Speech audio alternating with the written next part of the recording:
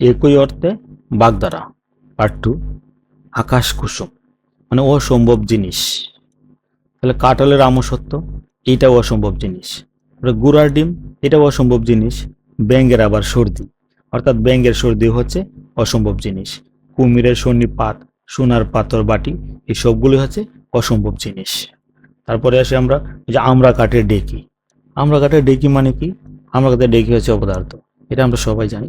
তারপরে আছে ডেকির কুমির, অকাল কুষ্মাণ্ড, কচু বনের কলাচাঁদ, কায়স্থের গড়ের ডেকি, গঠিরাম, ষাঁড়ের গোবর, ওই সবগুলোই হচ্ছে অপদার্থ। তারপরে আমরা দেখব পটল তোলা। পটল তোলা মানে হচ্ছে মারা যাওয়া বা শেষ বিদায়। তাহলে যে পটল তোলা, অনন্ত শয্যা, পঞ্চত্ব প্রাপ্তি, অক্কা পাওয়া, অগস্ত্য যাত্রা, ভবলীলা সাঙ্গ হওয়া, ওই সবগুলোই হচ্ছে শেষ বিদায় বা মারা যাওয়া বা মৃত্যু।